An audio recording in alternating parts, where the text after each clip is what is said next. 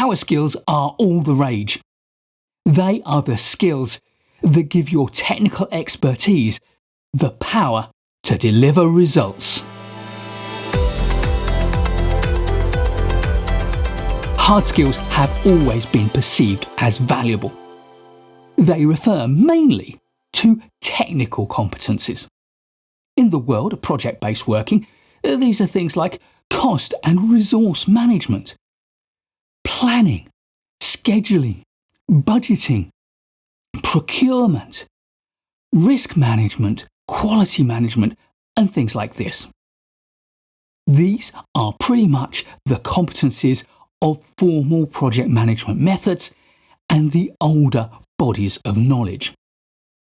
In contrast, the term soft skills refers to human-centered skills like communication, teamwork, leadership, motivation, conflict management, and negotiation. However, the term soft skills appears to diminish their importance and perhaps even validity. In truth, they're often harder to master and perhaps more valuable than hard skills. Tom Peters once said, "The soft stuff is the hard stuff." So, early in the 2020s, the term power skills has emerged to replace the term soft skills. The learning platform Udemy used the term power skills in a report in 2022, and this is often cited on the internet as being the origin of the term. However, the Project Management Institute, the PMI, first used the term power skills in its 2021 report, The Pulse of the Profession, Beyond Agility. In that report, the PMI coined two phrases, the gymnastic enterprise and power skills, and they listed 4 of these power skills in the report. Since then, PMI has doubled down on its use of the phrase power skills. The new version of their talent triangle has power skills alongside ways of working, which used to be technical skills, and business acumen. And then in 2023, their Pulse of the Profession report was titled Power Skills, Redefining Project Success. By the way, I've done reviews of all of PMI's Pulse of the Profession reports, including the 2 I've mentioned, on my website, and I'll put links to them in the description. I'm going to define power skills as capabilities that help us to succeed and excel in a wide range of work environments. Without power skills, the other hard or technical skills will not be enough to deliver success. What power skills? The question you're inevitably asking is, what are these power skills? Can we provide a list? PMI's 2023 Pulse of the Profession report listed 12 power skills, of which 4 were highlighted as being seen as most important by the respondents to their survey. The top 4 were communication, problem solving, collaborative leadership, and strategic thinking. I've put all 12 of them on the screen for you. The others are relationship building, adaptability, innovation mindset, accountability, empathy, discipline, for-purpose orientation, and future-focused orientation. I'm not going to say much more about the report, but do look in the description for a link to where you can read my article about it. PMI's list of 12 power skills is a good one, but it is not comprehensive. There are plenty of other skills that we can add to this list, and I have put my selection on the screen. I am sure there are more that you could find to add to that list if you chose to. Why are power skills important? If project professionals worked alone, with only software, technology and tools to support us, then it is arguable that we could do our jobs very well without power skills. And maybe 200 years ago, it's possible that our predecessors could manage without power skills by knowing exactly what it is they wanted to achieve and using instruction and command and control to get their way. By the way, I doubt that this was ever true, except possibly for a small number of absolute rulers. But now, it is undoubtedly true that we can only ever succeed in delivering our project when we engage the support, cooperation, and enthusiasm of the people around us. We work in complex, multidisciplinary, and diverse teams, with even greater diversity amongst our stakeholder groups. Without power skills, there is only one way to go: failure. How does the priority for different power skills evolve throughout the career of a project professional? At the start of your career, the toughest thing to manage is yourself. You won't have a team, but you do need to fit in with a team and deliver exceptional results.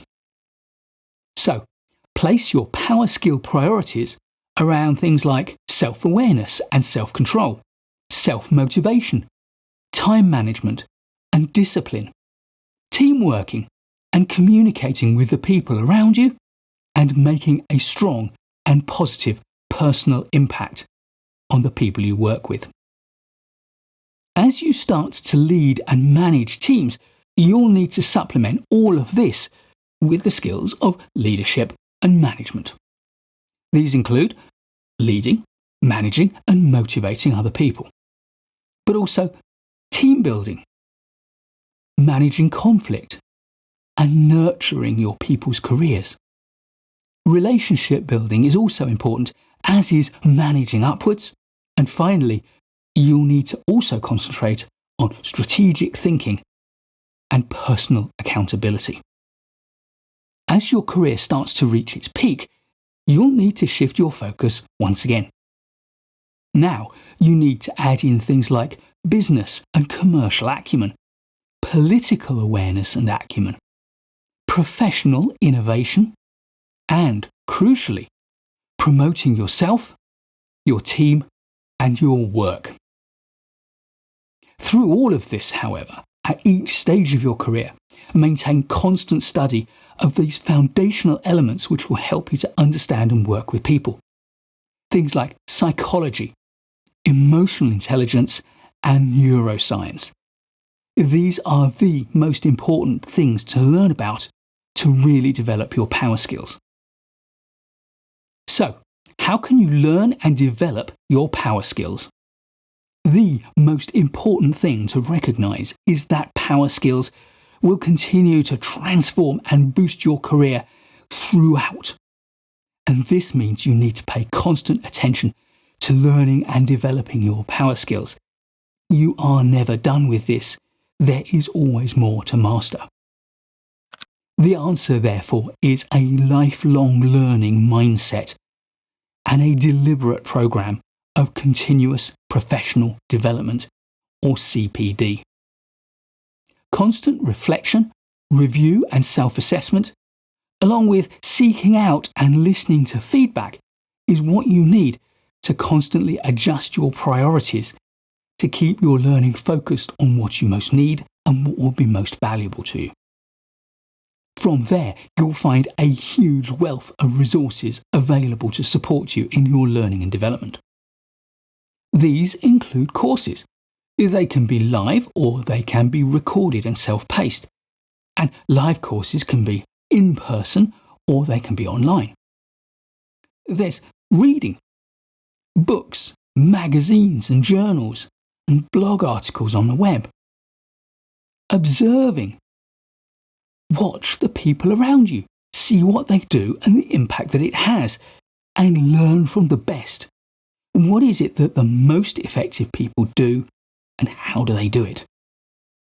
Also, observe where people go wrong so that you don't make the same mistakes. Of course, there is mentoring and coaching. Look for people with the experience and the temperament to be able to help you. And this may be both professionally, for payment, or voluntarily, from colleagues and friends and supporters who just want to help you. And don't forget that acting as a coach or mentor is another great way to develop your power skills. Indeed, coaching and mentoring are power skills. Practicing. Take the ideas you learn and try them out, and then see how they work. Finally, reflecting. Setting aside for a deliberate period of reflection on what you have learned today or this week from your experiences, and in particular from the experiments you conduct. Keep a record of your experiences and learning in a notebook or some form of CPD, continuing professional development log. That way, you can look back on what you have learned and reflect on your learning journey. Power skills make all the difference, particularly in a long professional career. If you haven't deliberately started your journey of learning, do so now. And if you have, then good luck. Please do give this video a like if you learned from it or if you've enjoyed it. I'll be making loads more great project management videos for you, so please do subscribe to the channel and hit that notification bell so you don't miss any of them. And I'll look forward to seeing you in the next one.